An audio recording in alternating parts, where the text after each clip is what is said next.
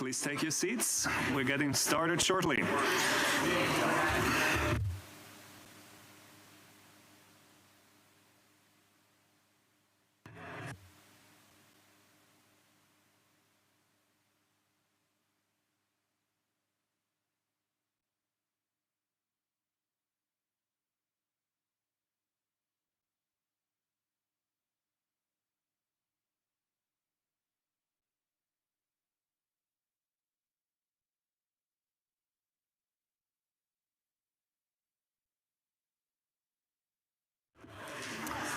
Welcome, everybody.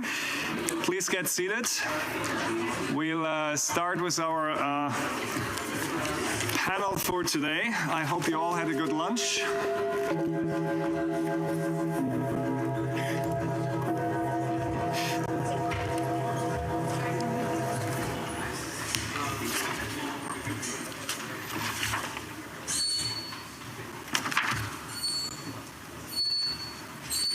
Where are we?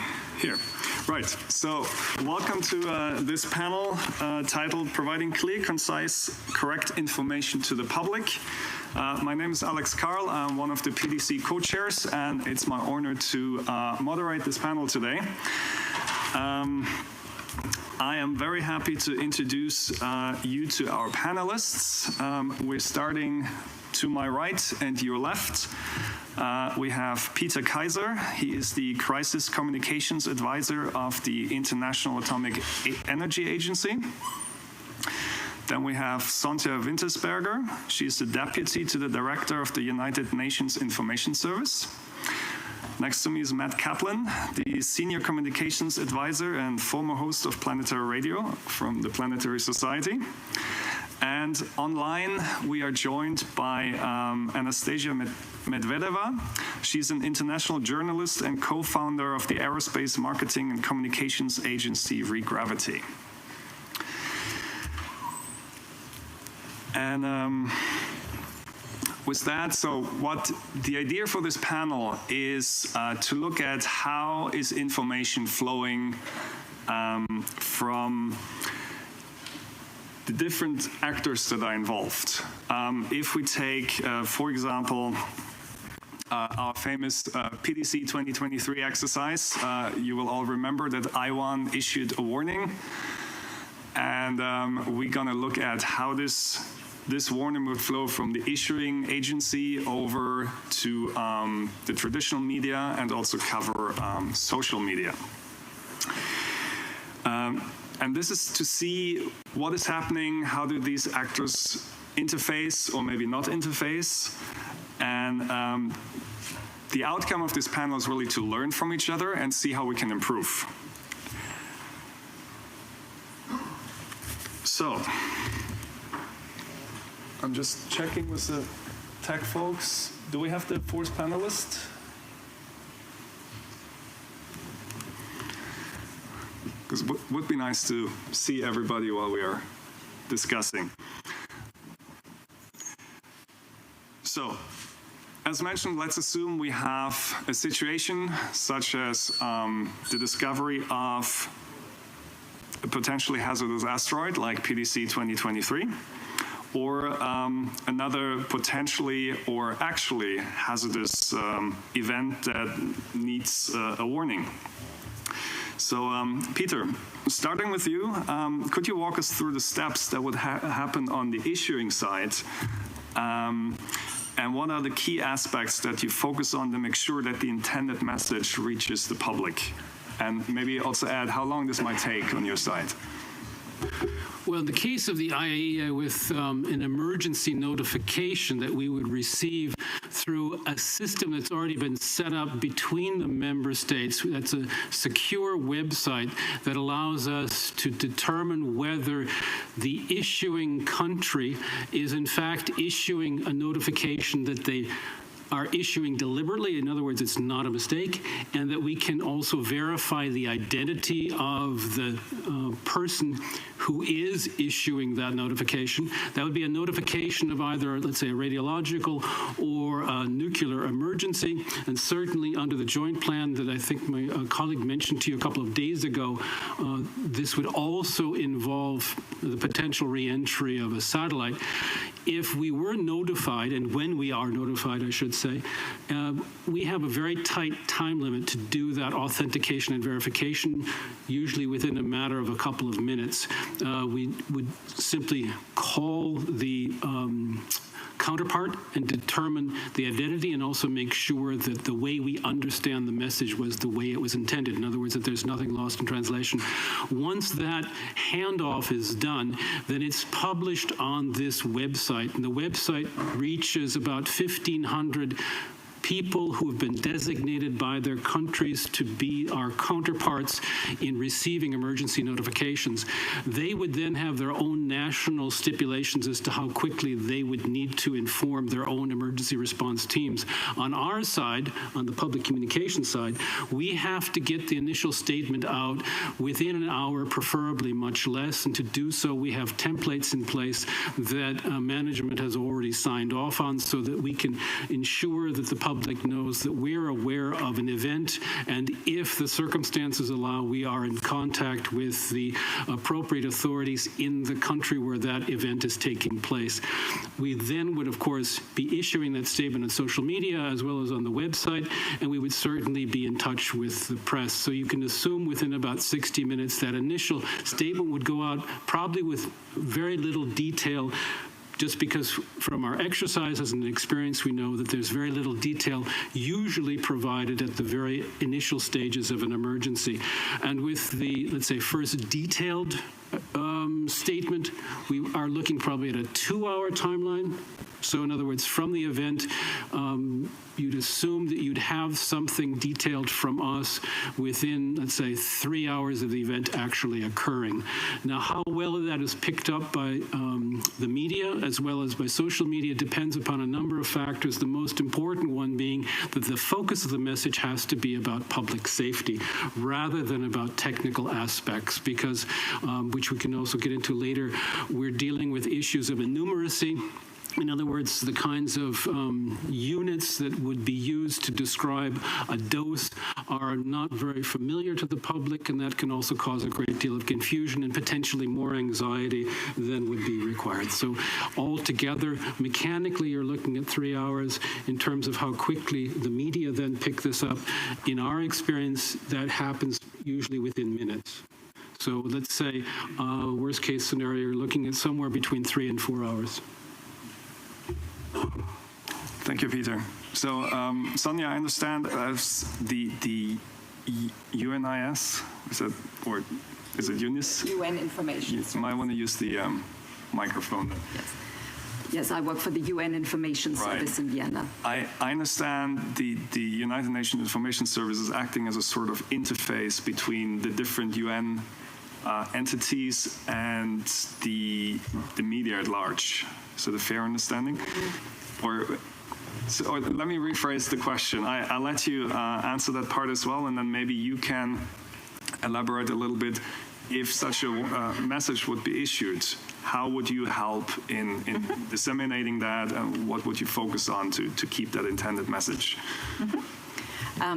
Yes, the UN Information Service Vienna is part of the Department of Global Communications of the United Nations Secretariat, which is headquartered in New York. And our office here in Vienna is part of a worldwide network that our department has of UN information centers located in about 60 different countries. And essentially what our department does is we tell the UN story across different platforms and in many different languages. Now,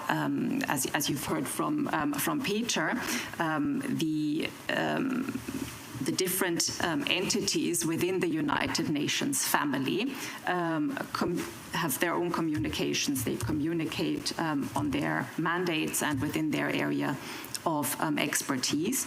And the communications of the UN family is there's a mechanism to coordinate this at a global level and also at a local level through a UN communications group, which is chaired by the Undersecretary General for Global Communications, and it brings together the communicators from across the UN system.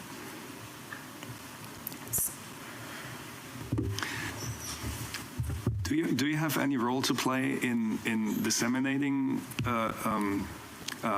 a warning message, or would you be a point of contact for traditional media representatives to reach out and get more information?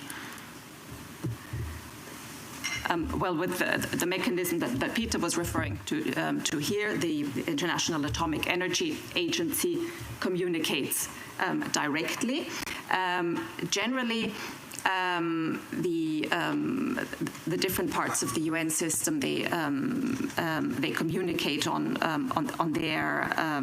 their mandates, but very often when an incident or a situation requires a multidisciplinary response from different parts of the UN system, and there are different parts of the UN system that are involved, then the communicators from the different entities, they contribute through this mechanism, the UN Communications Group, and on specific topics through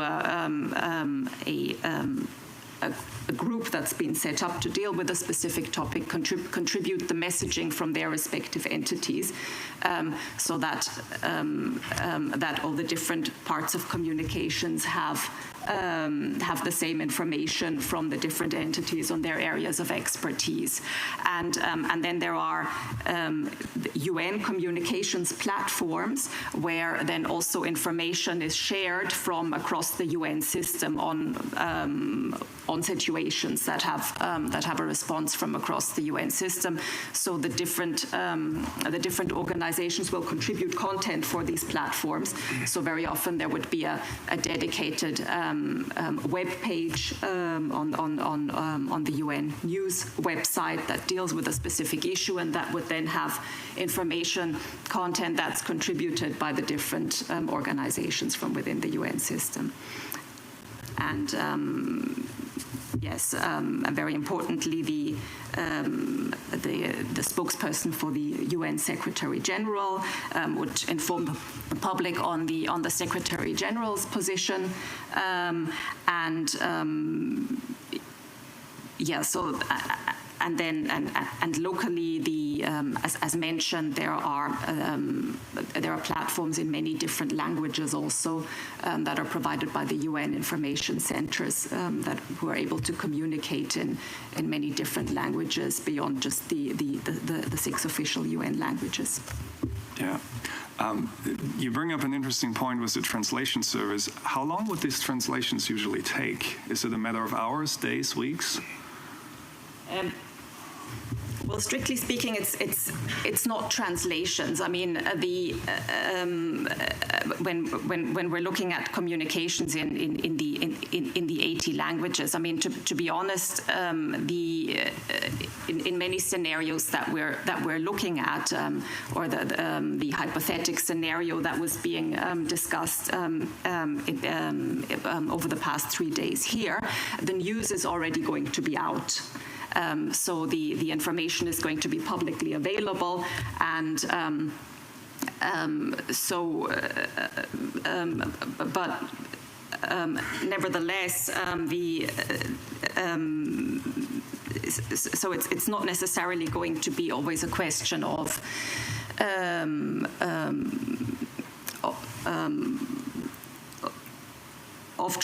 translating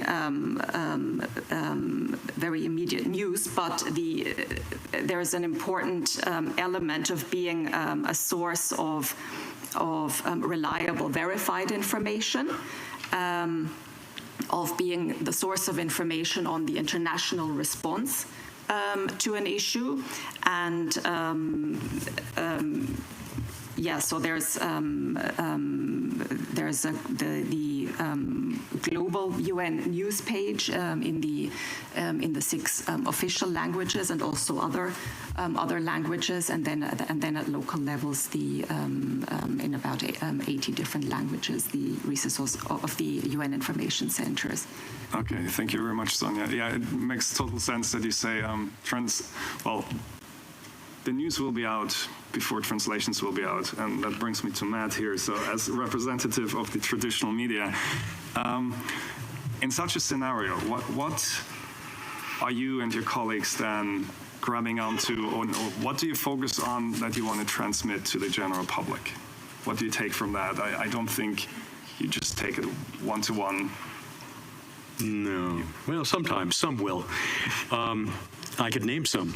I will start with the caveat that I represent the space sector of journalism.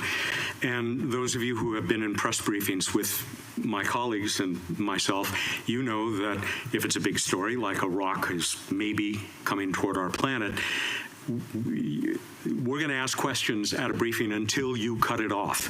It's going to keep coming. So we want lots, and we want it fast.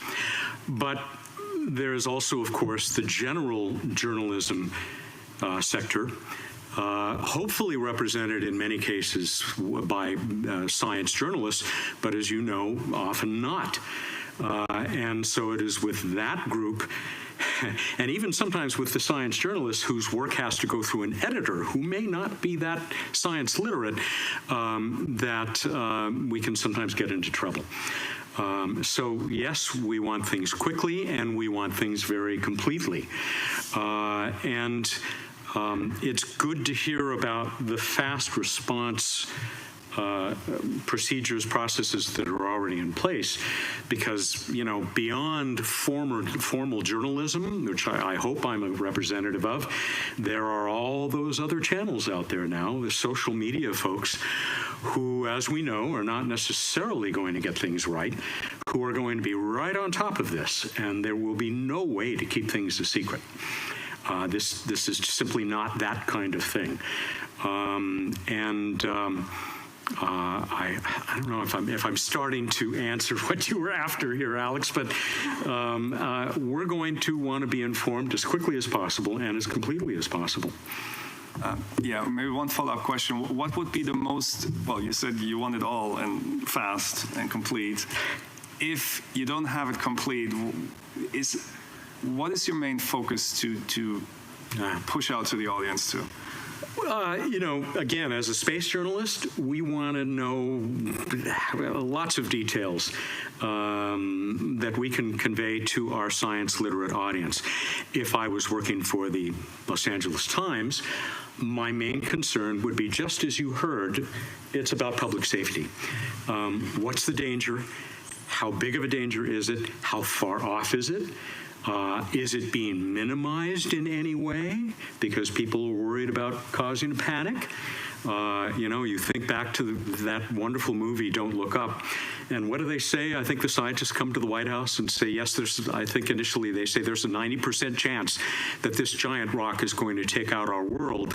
And the White House response is, oh, then there's a 10% chance we'll be just fine. And proceeds to do nothing for years. We're going to want to communicate from the general journalistic and on the science side just how much of a threat is this and what's being done about it right from the start. Okay. Thanks, Matt. Turning to Stacey online. Stacey, can you elaborate a little bit how do you see the social media world react to this? We all know, and we all talk about, we want to be faster than social media because they will pick it up, they might get it wrong. Can you shine a little bit a light from your side on this? What do you focus on if such a message is put out, and what are the caveats to keep in mind? Hello. Hello, and thank you for having me on this panel. It's a great honor and pleasure to be here. I do represent social media, but also I have a quite a long experience with working at TV channels. So I would like to mention that I remember that in the beginning of 2010s, everyone was super afraid of Twitter, because Twitter then felt like the place where all the news goes, and yet it's impossible almost to verify the news on Twitter. And then Twitter invented location services, etc., to make sure that the people who are reporting from a certain place, they are indeed there, and the news is fake. It's not fake. From a traditional point of view of TV, I can say that that problem from TV is still traveling towards social media right now, which is the lack of videos, video opinions, video statements, and videos to present certain events with.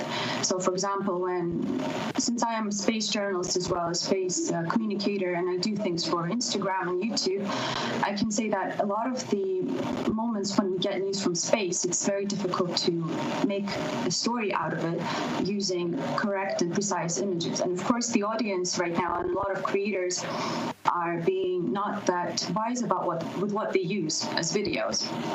And sometimes they put one rocket instead of the other while reporting on a certain piece of technology. Of course, as Matt has mentioned, there are a lot of errors in the messages spread online, Twitter included, Instagram, LinkedIn, everywhere.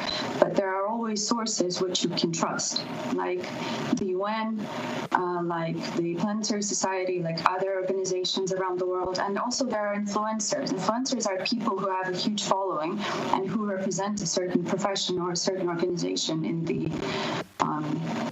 one of the social networks.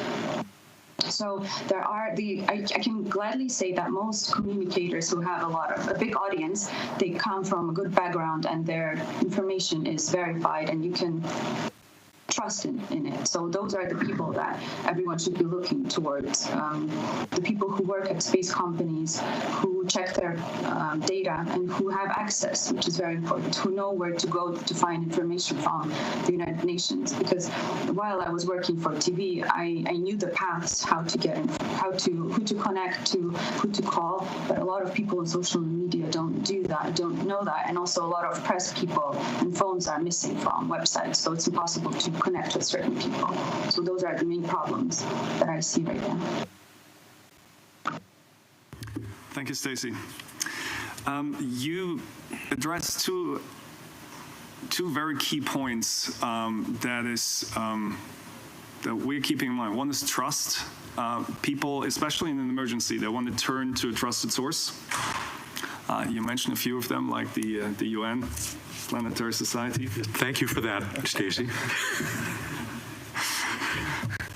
And of course, in today's world where many, especially young people, get all their news from social media, they may have the influences that Stacey mentioned who become a trusted source. So they might become an ally to official institutions and companies and organizations that it may be interesting to deal with to make sure that they reach the audience that we might not be able to reach with traditional means. The other point you mentioned is the problem of, let's call it misinformation, or sometimes even disinformation. And I'd like to pose that again to all panelists. How much of a problem do you see misinformation, disinformation in your fields of spreading the message? And what do you do to address that, if anything? Peter, would you like to start?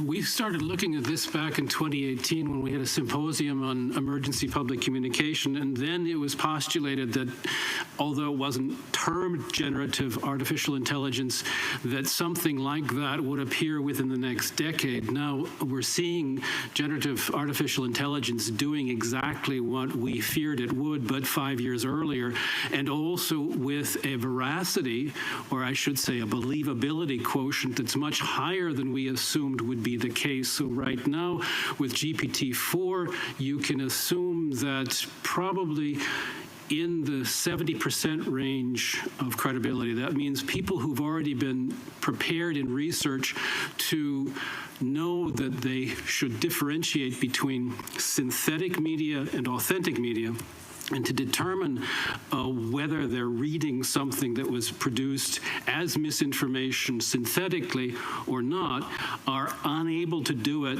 70% of the time. Now that's GPT-4. We don't know what's coming next, but I can assure you that given the pace of change that we've seen since 2018, that you could be approaching a number like 100% believability relatively soon. So we've started a coordinated research project specifically on how to mitigate the disruption to emergency response caused by generative AI. And we've seen already in a lot of the expert reviews of ChatGPT-4 that is the anticipated one of the anticipated malicious outcomes of that particular large language model. We've seen it in other large language models earlier, but now we're dealing with something that's by far much more potent and will probably be ubiquitous because it appears to be something that can be built into applications right now. And just as a last point, in terms of whether or not we have a problem on our hands, I looked at something called a system card. I have no idea what a system card was. I found out very quickly there was a New York Times newsletter, a 5-part newsletter on how to become an expert on generative AI, and it linked to the system card for GPT-3, talking about what kind of AI safety measures need to be implemented before it could be released. And indeed, one of the actions that it could undertake, for instance, was a step-by-step description of building a radiological dispersal device, and it was actually an accurate description. So in the meantime, that particular behavior has been guardrailed, whatever that means in AI speak, but it's supposed to be a behavior that would not be forthcoming, but it's pretty obvious that you can take something like that and reverse engineer it. So I do expect to see in any kind of emergency disruptions caused by AI, and that's not the only source of disinformation. Of course, the human source, as we know from the pandemic, is also bad enough that it actually generated this new term called information disorder. So yes, it's a real problem. Sonja? We've seen varying degrees of erosion of trust in institutions generally around the world. Very often, the trust in different types of institutions, there's a strong correlation between the different types of institution as to what extent they are being trusted or distrusted. And that and misinformation and disinformation, it can basically undermine all aspects of our work. Promoting trust and information integrity is a very essential priority for us. Firstly, we work to promote information literacy, so to empower people to recognize potential misinformation, to pause before they share content further, to give a thought to where did something originate from, how old is it, who produced it, and this can be done through various channels, through social media campaigns, or also through organizing workshops for teachers, which is something that we've done on promoting information literacy. As communicators, we essentially produce and disseminate reliable and verified information, and we promote science-backed information, and package content in a way that's appealing and tailored to reach our audiences. An important element on trust is also that being a resource of information for partners who themselves are trusted in their communities. So very often people, if they have a general distrust in institutions, they would have higher levels of trust, for example, within their local communities and in local authorities, in teachers, who in turn would need places to turn to for reliable and verified information. So empowering these people and providing them sources of information that they could turn to is also a way to address this. Matt. Thank you, Sonja. I said until recently that you can expect, if there is an announcement made of this sort of import, that 2023 PDC, I think it is, that there is this 1% chance right after discovery, that within 10, 15 minutes, the misinformation and the conspiracy theories will be propagated. I suppose now, with AI chatbots standing by, ready to pick up this information, that's been reduced to under a minute. So this recognition for the importance of a diversity of trusted sources, I think, is so important. I mean, I'm terribly sorry to say, and I feel a bit guilty, that there are elements within my own nation that if they hear that the source of information is the United Nations, will immediately throw a grain of salt at that. That's sad, but true. So to be able to refer this to other organizations as well that are introducing new data, that are backing that same story, is, I think, going to be very important. And then there are elements around the world, not just in the United States, that are never going to buy in, or that will find, that conspiracy theory which they prefer to believe. We can only nowadays hope that we can have the influence that we hope we will have over a majority. We're never going to convince everyone in the public that something is as reliable experts are saying it is. Thank you, Matt. Stacey, we all heard social media is the place to be to find misinformation and disinformation. What are your views and experiences on this?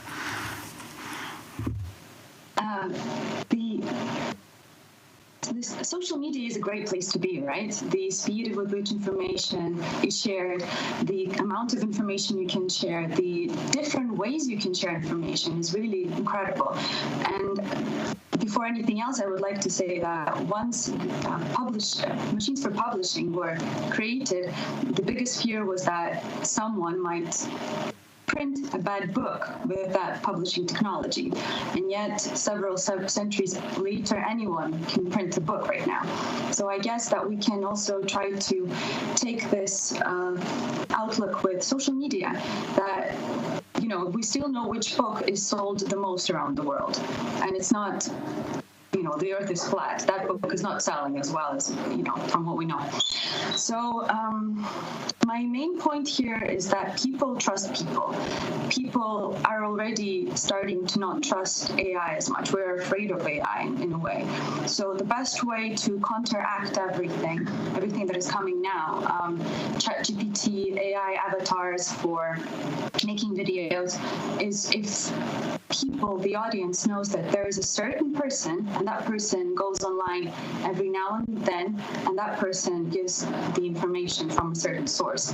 This happens with the United Nations, for example, with the new daily briefings, which happen in New York, where all of the journalists know that there is going to be a UN representative coming out at midday New York time, and the world will know what the UN thinks and has to say on certain issues. So this sort of approach should be taken here as well, because on social media we're all represented, right? The question is, how well known is this social media channel that you are running to the people who are looking for information? And again, if people knew that if there's danger from an asteroid or other celestial body, they should know where to go. They should go to the UN, to the Planetary Society. They should go somewhere, but they need to know where they're going in order to get the right information. So my question to the room is whether we are doing, as the aerospace community, enough to make sure that people know where to find information. Can I just, an anecdote, I didn't think of it until a moment ago, when I was watching Paul Chodis's terrific slides showing us this hypothetical asteroid crossing Earth as it might, the first thing I thought of was somebody out there watching the stream for this has already photoshopped out Paul's red hypothetical exercise. Yeah. Thank you. So one related to this, I came across a statement the other day that was saying that science denial is not just an information deficit, it's a trust deficit. And I think we can all agree that building trust and increasing trust is something that we can all contribute and help working on. Another thing I would like to address, in preparation of this panel, I found some interesting research results from the social scientists' perspective. They have looked at 50 years of research of how is the public response to disaster warnings. And this white paper by Dennis Miletti from the University of Boulder, he used to run the National Hazard Center. It was very enlightening. I can recommend this lecture to anybody. But I want to highlight two myths he was dispelling here that I hear often within the planetary defense community.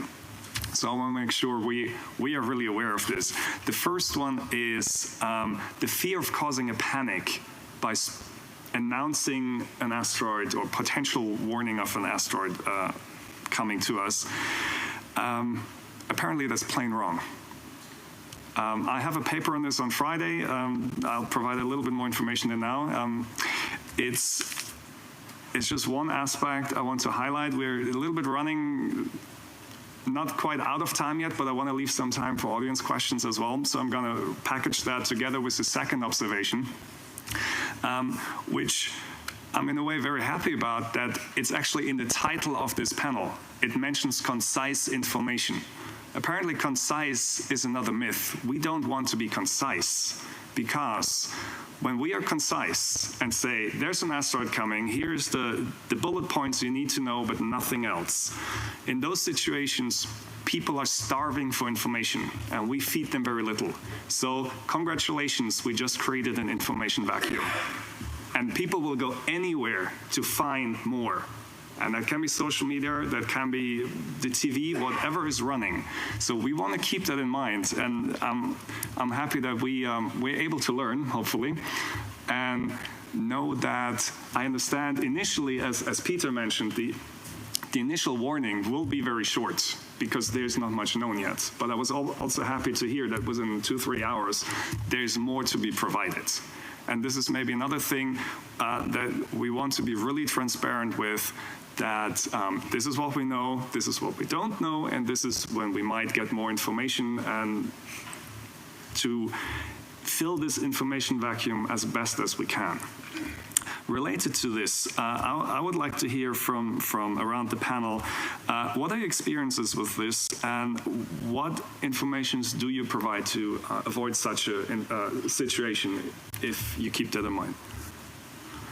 Thanks. The needle that we tried to thread does connect trust, this idea of panic or public perception response, and concision in a new safety standard. And this was developed after the Fukushima accident because we could not communicate with the public in a way that was understandable and usable to them, because we were focusing on the technical aspects of the evolution of the reactor accident rather than on the public concerns, which were evolving on a completely different track.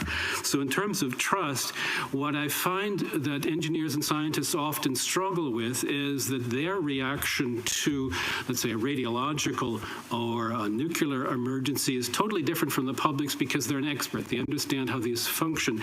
And as a result, they have a different risk perception. The public has a perception that's based upon a neurological response to something that they really dread. And just to follow out on the social science research that Alex had mentioned previously, Paul Slovik's been doing work on this now for at least 30 years to show that people dread things they understand little, and they're particularly confident around risks that are truly a hazard because they're familiar with them. Look at smoking. It kills 8 million people a year, but many people don't fear smoking. But they do fear a nuclear power plant accident, and as a result, their reaction is seen by the experts to be irrational. It's not irrational, it's precognitive.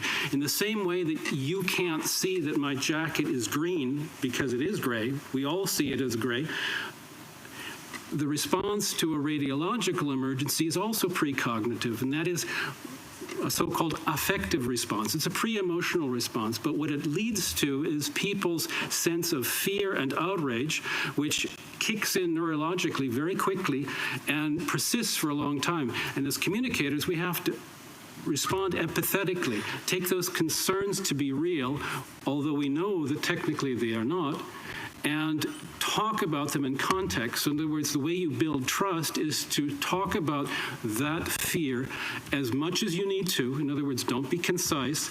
Put it into terms that people can understand. Remember that people have a real problem with scientific notation and orders of magnitude. They have a real problem with derived units. I'm one of those people, which is why they stick me in the emergency center, because I'm guaranteed not to understand what they're talking about.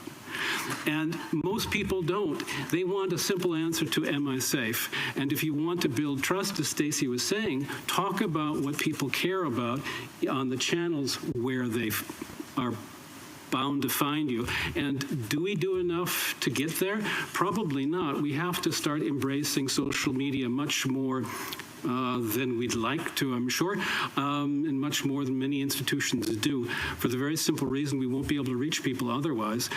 Just as a very last point, the Ukraine response showed us that we needed to be agile, and we started to follow the events on Telegram in Ukrainian and Russian, something that we had not previously done in order to stay up to date. And the same thing will be true. Look at your channels and find out, can you produce content for that channel which is understandable to the public and takes their concerns seriously. That's a way to build trust.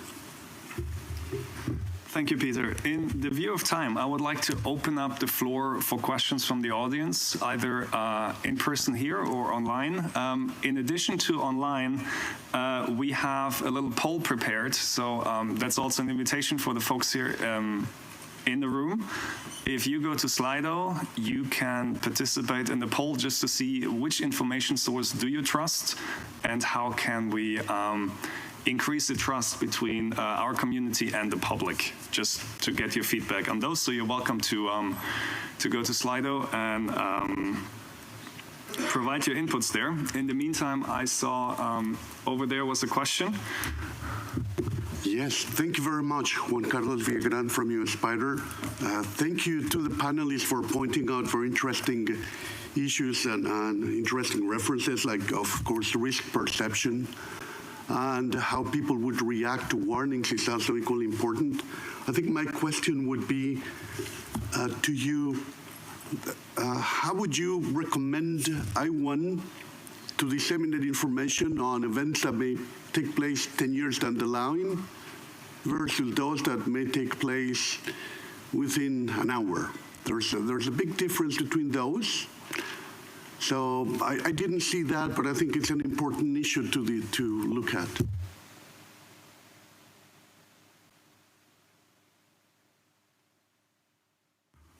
Just very quickly, in our field, of course, we are always ready to respond because that is the nature of the emergency we anticipate. But you're absolutely right. Ensuring that people maintain, let's say, a willingness to respond at a high level over a long period of time for an event that might occur relatively infrequently is a huge challenge, not only in terms of, let's say, political commitment and funding, but also just simply fatigue. If it hasn't happened, why should I worry about it? And the way that we address that is through exercises, through drills, and through constantly reaching out to our stakeholders and reminding them that they are actually the last and only defense we have. If they don't respond quickly, then others will, of course, suffer for it. But again, it's a kind of a preachy way of doing things. There may be better ways of doing it, and I'm certainly hand over to my panel members for I'll actually pass the question on to IWAN itself, so the representative from IWAN, Kelly, please. I think the answer is getting the information out right away, even if it is 10 years down the road, because you just don't sit on it. And as we talked about the other day, I mean, the data are public, which is good. And even with some of our recent very small impactors, I mean, I searched some hashtags on social media. People out there, they were calculating their own impact corridors and putting them online. So it is going to be out there before the International Asteroid Warning Network ever reports up to UNOOSA or to Same Page. But and thank you so much for this. This is so helpful. And my question is, because you talked about trust and trusted sources, and certainly trust is earned. And a lot of people will not have heard of the International Asteroid Warning Network, but if it's conveyed and understood that it's a UN-recommended collaboration, and given kind of the high at least the positive view of space activities and space exploration and all that, the fact that even if people haven't heard of the International Asteroid Warning Network, it's a UN-recommended collaboration of space agencies and space institutes and universities and independent astronomers rolling up that information in the way that you're talking about and that we're hoping to learn to do even better. Do you think that will help getting through some of the noise, at least being able to point to that some of these entities that you already read about in the news, they're part of IWAN, and the UN recommended this 10 years ago, and so now we're starting to see the benefit of that. Do you think there are always people you're never going to convince, but do you think that will help with at least starting to be seen as a trusted source of information, given who makes up the collaboration and how it was recommended?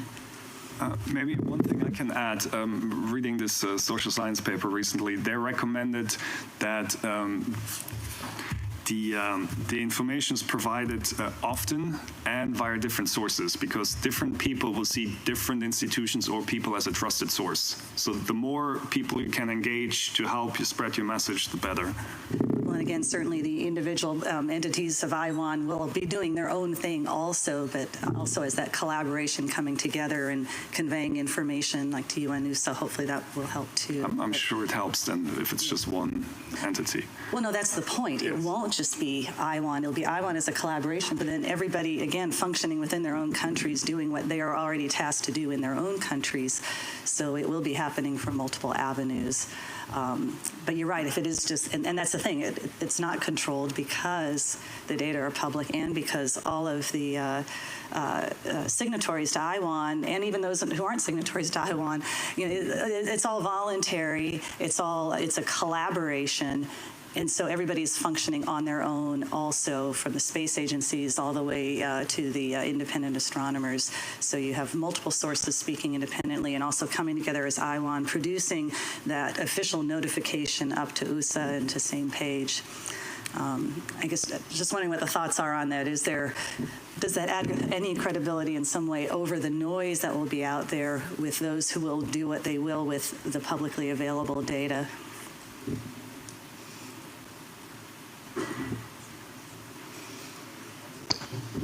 If I may answer that, please.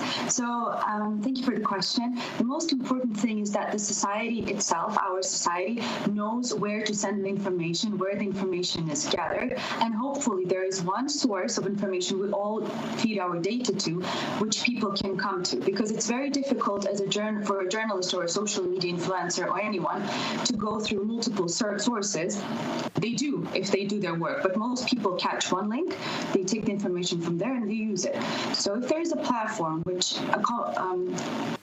a lot of sources are combined and you can read different types of sites and different, both from the technological point of view, also from giving people hope and and making them feel comfortable, all that should be in one place, basically. And it doesn't have to happen 5 minutes after something happened. It should be already being done now. That is to answer the question about 10 years from now or tomorrow. So there needs to be a source which gives people all the answers, or almost all of the answers that they might ever have. And I don't feel like in our community we have that source yet. There are many different places to go, but there is not one place that we can always find anything we're looking for from a journalistic point of view. Certainly, it's hoped that feeding from the multiple signatories to IWAN, feeding that information to UNOOSA as part of what was expected to be the outcome of that recommended collaboration, at least it would be seen as maybe a synthesis of information from the many sources, which are hopefully have credibility in their own countries, and seeing that. Anyway, I won't go further on that, but certainly there's the concern about, again, seeing one source of information might not be viewed favorably, but the fact, again, that you have this collaboration that is also operating independently in their own countries, hopefully that will add some credibility too, that there's consistency. Leave it to the rest. Thank you very much. Thank you, Kelly. Maybe one thing I would like to add, hearing what you're saying, that IWAN is made up of this partially volunteer organizations or members, that they might benefit from having some help from the social science side to understand how to word this, and maybe then also from the UN side, if that's where you pass the information on. So I'm not sure from which side that help would be coming, so to speak.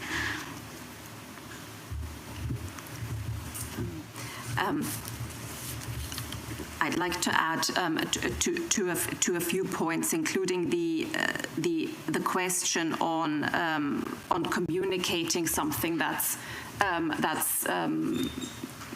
possibly happening several years from now. So our approach generally is guided by a communication strategy that asks three questions, the three W's: what, why care, and what now. So with what, we are looking at informing on what is happening, and both Matt and Peter have mentioned an important issue here, that's communicating on uncertainty and communicating probability. So here I think it's important to communicate, obviously, to communicate clearly on what is known and what is not known, and on the uncertainty element. And regarding probability, that's something that you had mentioned, Alex, about not being too concise, right? It's important to be specific with probability and to explain very clearly, verbally, how that probability, in simple terms, of course, but how that probability was computed. But very importantly, then the other two questions: why care and what now? The need to give the audience an idea of what does this information mean to them, which, depending on where somebody might be located in the world, if we're looking at a scenario like the one that this meeting was looking at, it might be very different, right? For some, the question would be, well, what does it mean to me? Why care? There's only a certain probability it might happen somewhere else, and for others it might be very different. And on what now is to highlight solutions and to inspire action, to inform people and inspire people about what can they do to help themselves, and what could they do to help others, and what actions they could take. Thank you, Sonja. I'm afraid we've run out of time. As we've seen, a very interesting panel, as usual. Maybe that's for the future PDCs. We need a longer one or more, or set this up differently to get to all your questions. I would like to thank all my panelists, Peter Kaiser, Sonja Wintersberger, Matt Kaplan, and Anastasia Medvedeva, for their valuable contributions, and I thank you for your attention, and we will proceed now. I think Gerhard is coming up to announce the next session. So thank you very much.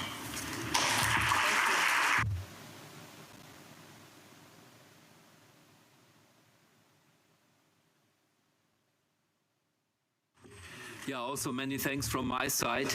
And I would now like to invite the chairpersons for the next session to come up to the podium, and the speakers to sit left to it along the wall so that they are ready to come up here. And thanks again. It was a very interesting discussion. Well done.